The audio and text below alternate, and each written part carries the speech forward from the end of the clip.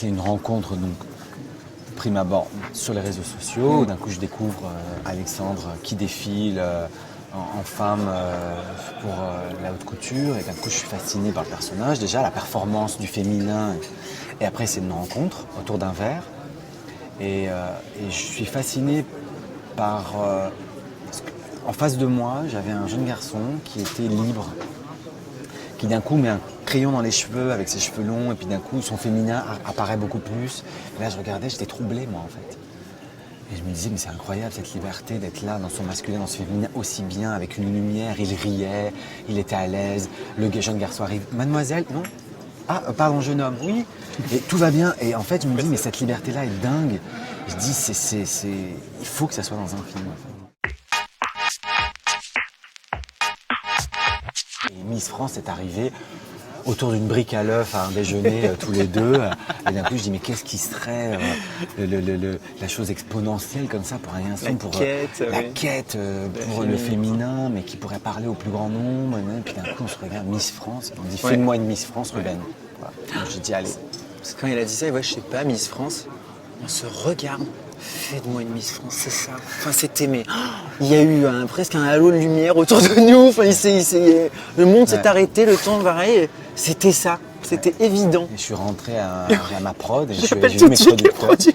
J'ai vu mes producteurs et je suis arrivé, j'ai ouvert la porte, il me dit alors, j'ai dit c'est l'histoire d'un garçon qui veut devenir Miss France.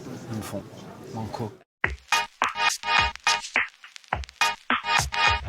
Physiquement, c'est une préparation physique, j'ai perdu 10 kilos pour rentrer dans les codes. Rentrer dans les codes des Miss. J'ai perdu 10 kilos, je faisais beaucoup de sport. Et par contre, c'était ma première expérience en tant que comédien, acteur. Donc j'ai eu 2 mois de préparation physique et d'acting. Donc ça a été intense. Ce concours-là, moi, dans le film, on a des personnages pour et contre. On a le personnage d'Isabelle Nanty qui ne comprend pas, justement, qui pense que c'est absolument anti-féministe. Enfin, voilà. Et on a un personnage de Pascal Arbillot qui joue Amanda, qui justement, elle dit mais non, mais moi je les laisse exprimer ces femmes-là.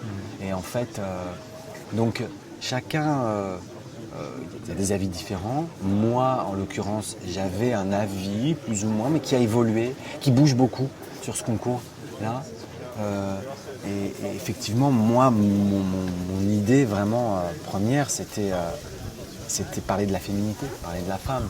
Donc je trouvais ça intéressant qu'à travers ce concours qui est très codifié justement sur ça, je puisse déconstruire tout ça. Je puisse un petit peu casser un petit peu tout ça avec un garçon qui d'un coup veut prendre la...